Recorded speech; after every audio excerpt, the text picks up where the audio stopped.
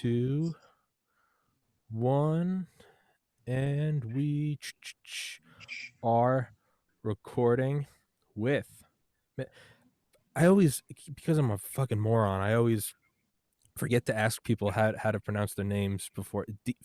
Dean Fate. Yep, just as fate would have it. Okay, just as fate would have it. Dean Fate, author of a book about a living legend, right? I mean, that is. It's about where are my manners, Mr. Fate? Please introduce yourself. Well, my name is Dean Fate, and I wrote a book on the living legend. He's a drag racer. He's been drag racing since 1953 on tracks. He did it on roads and so forth before that. So I spent about a little less than 2 years working on a biography about Arnie the Farmer Beswick. He's from Morrison, Illinois. He's lived on that same bit of property. It's a family farm that's been in the family for close to, I think, 6 or 7 generations now. Mm-hmm. And he, correct me if I'm wrong, is he a veteran? Yes, he is. He was in Korea. Yeah. Yep. It's I don't know if you've ever read the book Marine Sniper about Carlos Hathcock. I have not. No. It's this sniper. He died a while ago, but he's like legendary sniper. He fought in Vietnam. He's famously took out a Viet Cong general. He had 93 confirmed kills, I think. But the thing is there's kind of this parallel, both veterans, parallel between him and Mr. Beswick is both got, so Carlos Hathcock was in some troop carrier, and they ran over a landmine. He had burns over most of his body, but same with Mr. Beswick, and both of them kind of have this. They had this like glorious comeback to where he couldn't go fight anymore, but up until his however old he was when he died, he was still acing competitions. He'd have to tie like a leather belt around his arm so that because like his skin he couldn't even grip without like bleeding. But it just kind of makes me think it's that same like beautiful like resurrection story, like you can't kill me. And the one thing I did look up, kind of, I was just watching videos of him, the Tameless Tiger, and it's like this dude is in his 80s or now 90s, I think. Yeah, he just May 7th he'll turn 91. And he's in this 1,200 horsepower car, not even a car, a monster. And he's drag racing. I think it said it goes up to like 190 miles an hour. Am I exaggerating?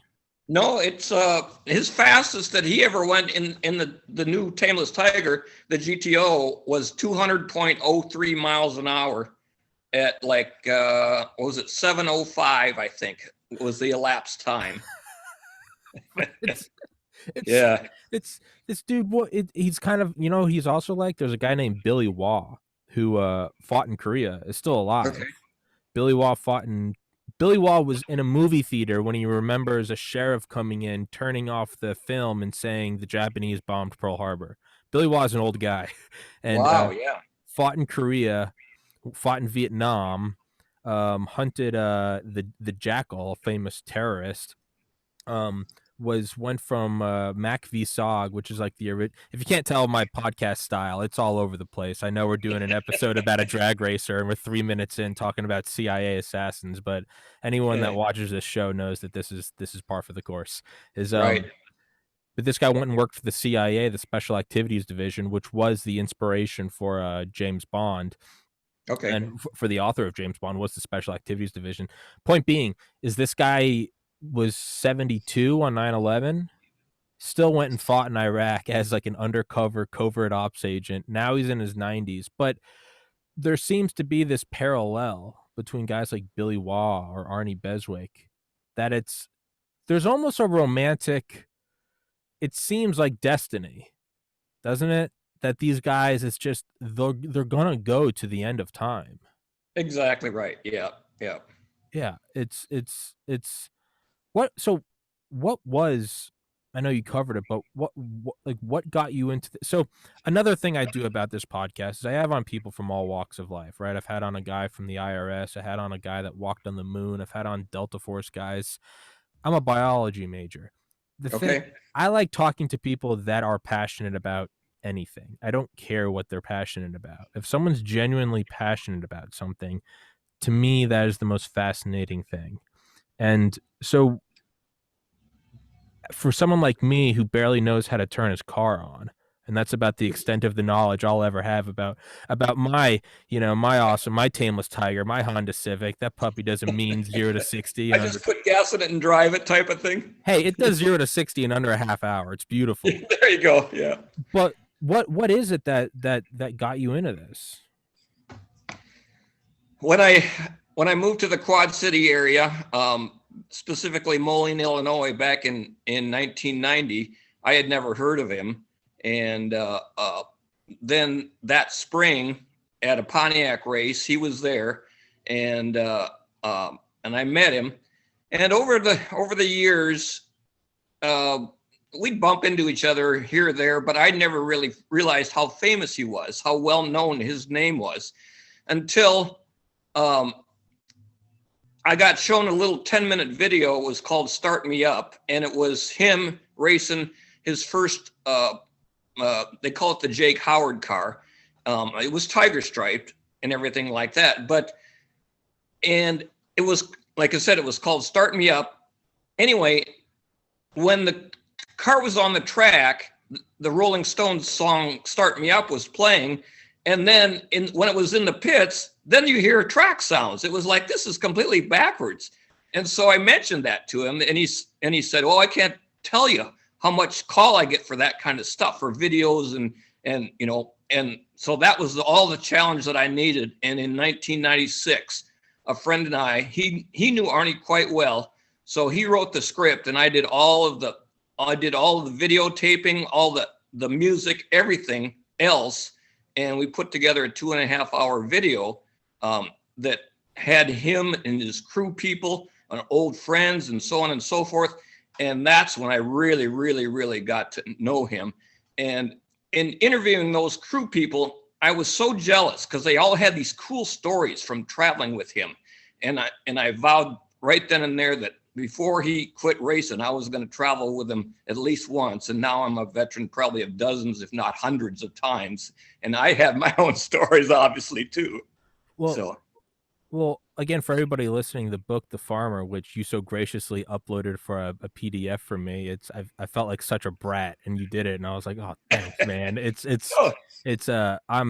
I'm the most, I love audiobooks, and if it's not an audiobook, I can get my computer to read it to me, and it's kind of in that like shitty Stephen Hawking voice, but it'll still read to me, right? And you're like, not to hate on that guy. He's more intelligence in his pinky than I have in my body. Full disclosure. Yes, for everybody listening, the Farmer, it is on Amazon. Are you gonna put it on Audible? Is it gonna get on Audible? I don't know. My dad just passed away from Parkinson's last fall, and I had talked to my stepmom about doing that, making it available for him. And I have access to a radio station, so I suppose I could, but I don't know. We'll see. I think I've actually had on two guys on this, and I have no idea how expensive it is. I have no idea. I love audiobooks, and whenever I have on guys that their book is on, it's on Kindle, but I always end up pestering them. I'm not paid by Audible. I fucking should be. Audible, if you're listening, I fucking should be. It's no, I'm actually friends with two guys that I've had on this podcast who are narrators. But the point being is, for everybody, I'll put that, as with all the books, I'll put it in the description, stick it in the top comment. It is on Amazon. When you said you have all of your own stories, like your personal stories, do you have stories that you didn't put in the book? Well, there's stories about when he was a kid that I didn't put in the book. And I'll tell you one of those. Yeah. So he's riding with his parents. They go into Morrison to go to see a movie.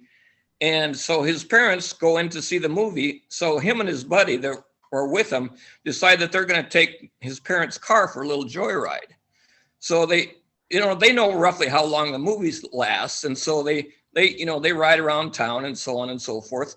Well, when they come to, it's time to bring the car back, somebody had parked in the parking spot where the his parents had originally parked, and so he panics, but then he calms down enough, and so they try the doors on this four door that's parked in the wrong space, and the driver's side or front and back are both locked, and the passenger side front door is locked, but they forgot to lock the passenger rear door. And so they crawled in, and of course these are 3-speed, manual transmissions, and there's no locks on any of the steering wheels or anything like that. So they put it in neutral, push it back over one spot, and so they could park his parents' car in the right spot again.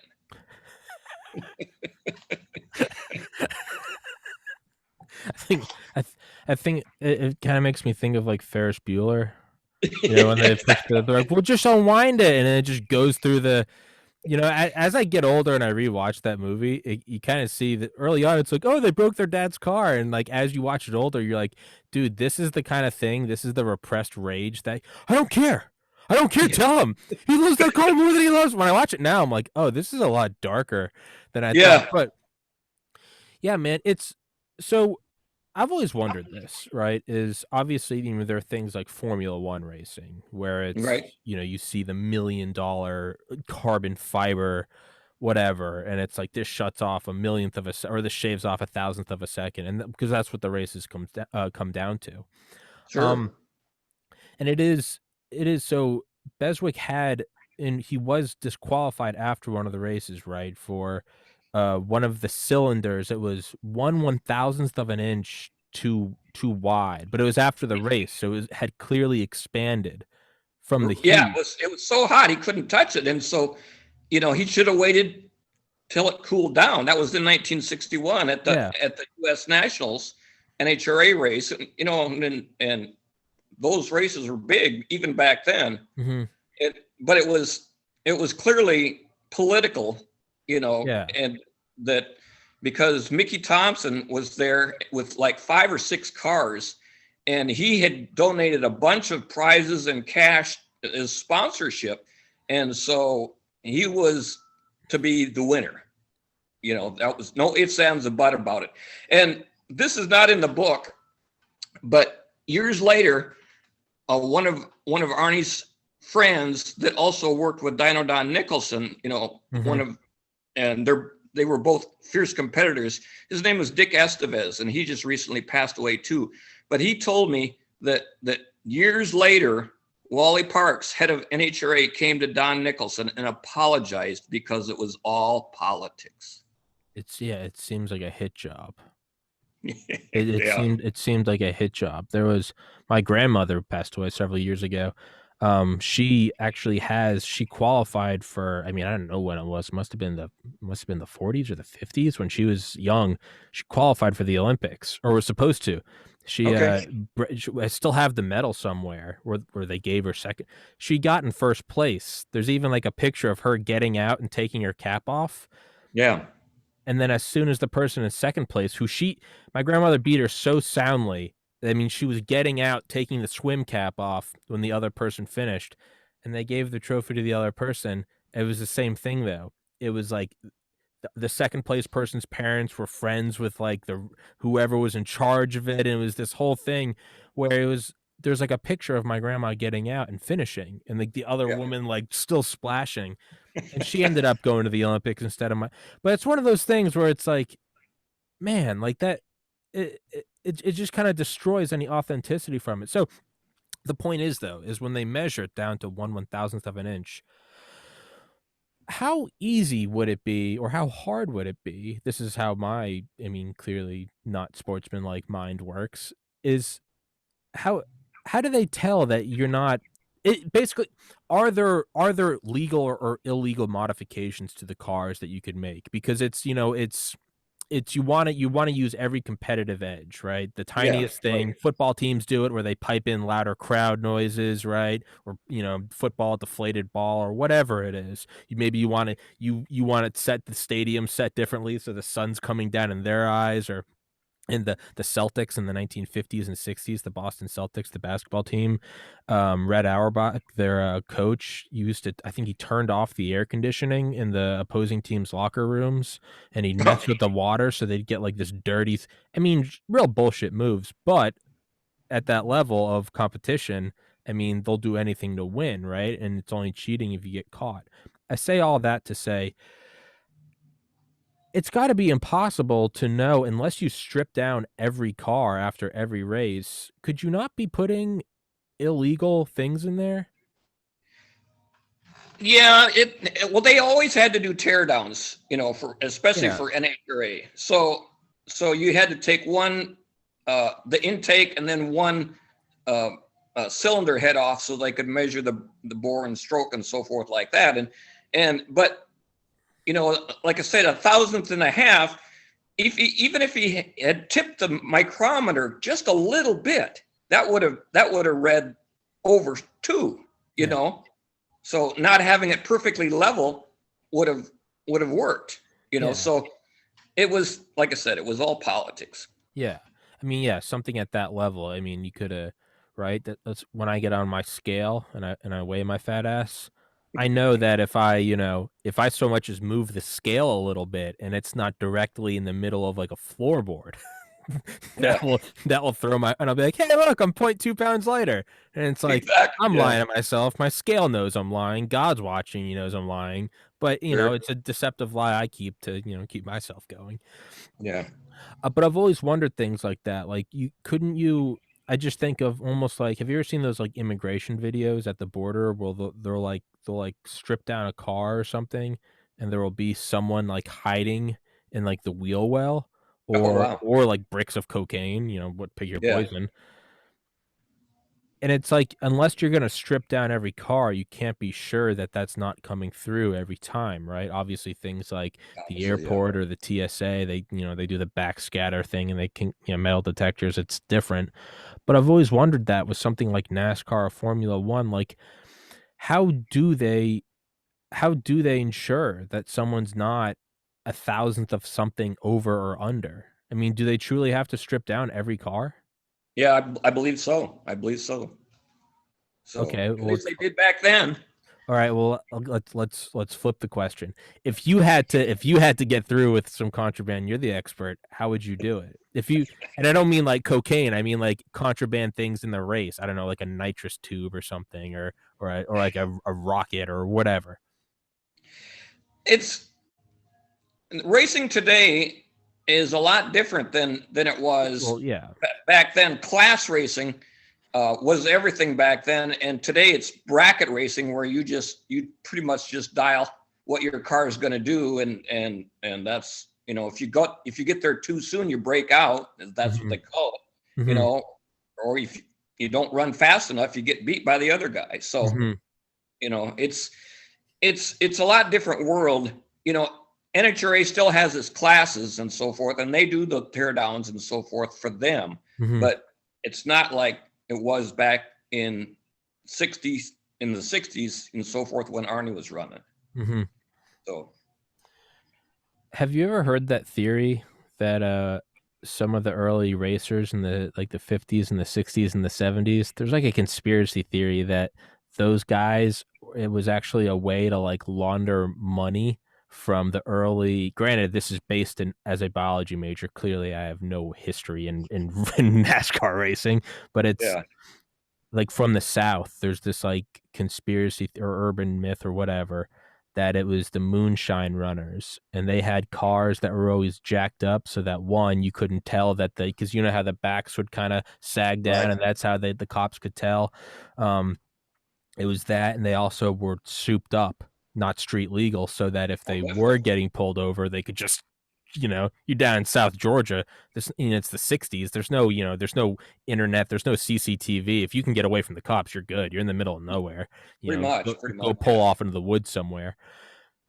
There's like That's a that's a well-known fact that NASCAR racers came out of the moonshine Okay, business. well, So good. Now I don't feel so. Well, again, that shows how little I know. That I'm like, hey, have you heard of the conspiracy theory? And you're like, you moron. That's a fact. it Hey, is. have you heard of? Yeah, but Okay, well, now I feel stupid. But yeah, I always thought it was a conspiracy theory that they came out of that in a way, they just kind of converted it to like, well, shit, It's like, it's the idea that recently in the last 10 years, the special forces have bought these planes called I think Draco, and they look like Cessnas. They look exactly like Cessnas, but they're like painted matte black. One propeller. It's the last thing you'd ever think of when you think of like SEAL Team 6 or Delta Force. It's just this little shitty, kind of plane. Yeah. But what's kind of coming out now is everyone's like, why do these look exactly like Cessnas? Like, well, it's like, well, I mean, for like 50 years, who is flying these things over the border? Below radar, full of cocaine. They Yeah. clearly prove that they're worth their salt. Like they can get below radar. So finally, it's like if you can't beat them, join them. The special forces adopted them, and it's like, well, we've evaded U.S. radar, then clearly we can evade anyone else's radar. So yeah, I always thought that was interesting though, is like who else would do it better than people who it's kind of like Talladega Nights, right? Have you seen Yeah. that, Will Ferrell? Yeah. It's been a while. Yeah. Been a while. Oh well, if everybody listened. Well, point is clearly I don't know what I'm talking about. Um, is someone like you? Do you look at racing today, and I don't say this in a bad way? Are you more of a purist? Do you look at how like the nostalgic races or like the funny cars, like do you look back at those and kind of view those as genuine versus today? People like my dad, they look back at like the 70s NBA and they hail that as like the real NBA versus today. It's just kind of like, eh. Not so much, I guess, because I work, every weekend out at the track as the announcer out there, and Mhm. um, the camaraderie is the best. Arnie has said that if we had the same kind of camaraderie in the world as what is at the racetrack, there wouldn't be any wars, and I firmly believe that. It's even though you might be racing against a guy that you don't necessarily like, if he Mhm. breaks apart and you have an extra one, you help him out. They Yeah. all, and Yeah. that's, and then the families where you have maybe the dad is racing a big car, and then they start the kids at 8 years old in what they call a junior dragster, and so it becomes a family affair. So yeah. Have you ever sat in a drag car? Uh, yes, I have. Yeah, yeah. So it's a different feeling. Yeah. Yeah. It's so again, you'll have to excuse me, but as someone that knows it much better than me, what is the most interesting facet of it to you? Like, I don't know if I'm asking again, when I have on Dale Comstock of Delta Force, I ask him stupid questions, and every once Yeah. in a while I kind of have to give him the mic and be like, you guide it and I'll be able to follow. What what do you want to talk about? What is most fascinating about all of this to you? Well, this is probably my greatest accomplishment in life. I got to tell you, it was the contract said I was supposed to have it done in a year, and I got it done in 15 months, which other authors have said, well, that's not too bad. And even before I signed the contract, I said, what if I can't meet my deadlines?